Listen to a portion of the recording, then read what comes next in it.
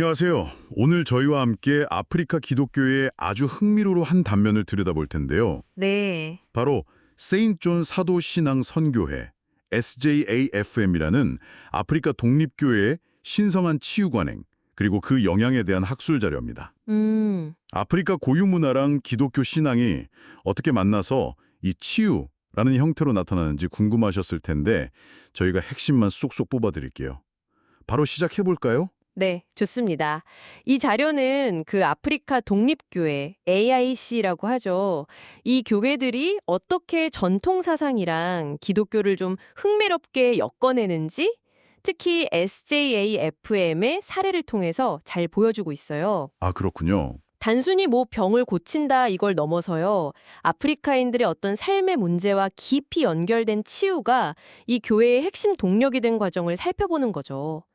성령, 그러니까 우모여의 역할부터 뭐 물이나 노래 같은 상징적인 요소들까지 그 의미를 좀 깊이 있게 다뤄보겠습니다. 네, 그럼 우선 아프리카 독립교회 AIC가 정확히 뭔지 간단히 짚고 넘어가야 할 것 같아요.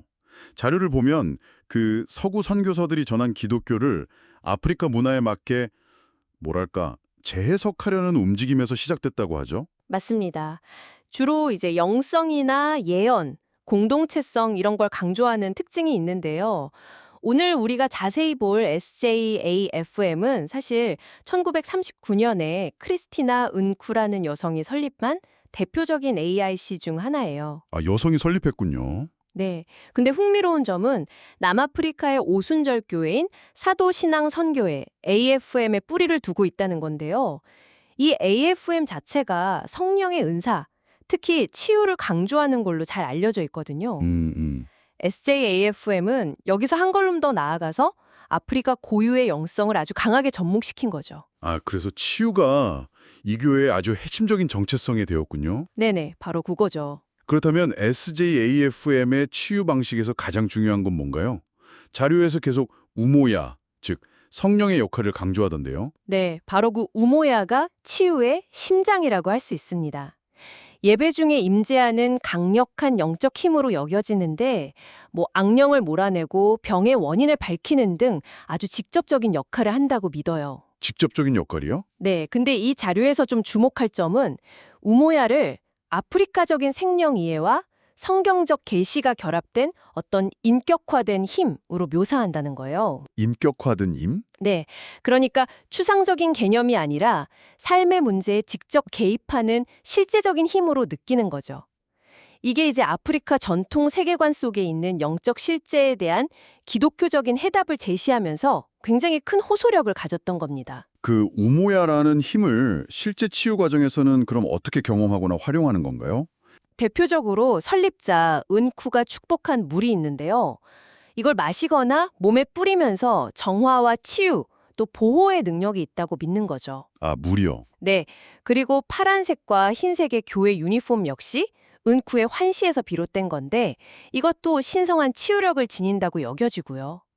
이런 상징물들이 우모야의 힘을 좀 가시적으로 체험하게 돕는 매개체가 되는 셈이죠. 물이나 유니폼 외에도 그럼 또 특별한 게 있을까요? 아, 노래와 춤이 정말 중요합니다. 단순한 예배 순서가 아니라 그 자체가 신앙의 표현이고 또 치유력을 생성하는 행위로 간주돼요. 예를 들어서 갈보리 언덕의 PSM 같은 찬송 가사는 예수님의 희생과 그 피가 지닌 치유 능력을 상징적으로 보여주죠. 아, 아주 열정적인 노래와 춤은 악령을 쫓아내고 성령, 즉 우모야를 불러들여서 치유의 역사를 일으킨다고 믿는 겁니다. 와, 노래랑 춤이 그렇게 강력한 힘을 가진다고 믿는군요. 그 병을 이겨낸 사람이 자신만의 노래를 만들어서 부르는 게 공동체 복귀의 증표가 된다는 이야기도 있었거든요. 아, 진짜 인상 깊었어요. 맞아요, 맞아요. 단순한 치료를 넘어서 공동체 안에서의 완전한 회복을 의미하는 것 같네요. 네, 그렇죠. 공동체 전체가 함께 참여하는 그런 치유 과정인 셈이죠. 그리고 한 가지 덧붙이자면 SJAFM이 이렇게 신성한 치유를 매우 강조하지만 그렇다고 해서 서양 의학을 막 무조건 배척하는 건 아니에요. 아, 그래요? 네, 자료에서도 과학적 치료나 약물 사용 자체를 비난하지는 않는다고 언급하고 있습니다. 그렇군요. 그럼 이렇게 강력한 신성한 치유가 이 교회의 성장에 구체적으로 어떤 영향을 미쳤을까요? 결정적이었다고 봐야 합니다. 자료에서도 신성한 치유가 AIC와 SJFM 성장의 가장 중요한 요인 중 하나라고 명확히 지적하고 있어요. 가장 중요한 요인? 네. 왜냐하면 질병이나 불운, 또 악령의 위협처럼 아프리카인들이 일상에서 느끼는 아주 실질적인 두려움과 고통에 직접적으로 응답했기 때문이에요. 아, 현실적인 문제. 그렇죠. 활기찬 예배와 함께 이 치유 사역이 특히 사회적으로 좀 소외되었던 사람들에게는 정말 강력한 매력으로 작용했고 수많은 사람들을 교회로 이끌었습니다. AIC가 아프리카에서 가장 빠르게 성장하는 기독교 그룹 중 하나가 된 배경이라고 할 수 있죠. 들어보긴 정말 흥미롭네요. SJFM에서 신성한 치유는 단순한 종교 의례 그 이상으로 공동체를 하나로 묶고 아프리카적인 세계관 속에서 신앙을 살아내는 방식 그 자체인 것 같아요. 네, 맞아요. 특히 우모야라는 독특한 성령 이해와 물, 노래 같은 상징 활용이 아주 기억에 남습니다. 정확합니다. 이 자료는 치유가 어떻게 교회의 정체성을 형성하고 또 폭발적인 성장을 이끌었는지 정말 생생하게 보여주죠. 개인의 고통 해소를 넘어서 공동체 전체의 회복과 변화를 이끌어내는 힘이었던 겁니다. 여기서 특히 중요한 지점은 성령을 아프리카적 영성 이해와 결합시켜서 인격화된 힘으로 받아들였다는 점인데요. 이건 어쩌면 기존 서구 선교 교회가 충분히 채워주지 못했던 영적인 갈증에 대한 깊은 응답이었다고 볼 수 있겠죠. 네. 그리고 또 하나 짚고 넘어갈 점은 이들이 성령, 즉 우모야를 이해하는 방식이 전통적인 기독교의 삼위일체적 관점과는 좀 차이가 있다는 겁니다. 성령을 어떤 인격적인 존재, 즉 의지를 가진 하나님으로 인식하기보다는 인간이 자신의 의지로 통제하거나 활용할 수 있는 힘으로 이해하는 경향이 있어요. 아, 힘으로요? 네, 이는 아프리카의 전통적인 신앙이나 세계관에서 보이는 특징, 그러니까 영적인 힘을 다루고 이용하려는 관점이 반영된 것이라고 해석할 수 있습니다. 그렇군요. 굉장히 독특한 해석이네요. 오늘 이야기를 쭉 들어보니까 마지막으로 이런 질문을 한번 던져보고 싶어졌어요.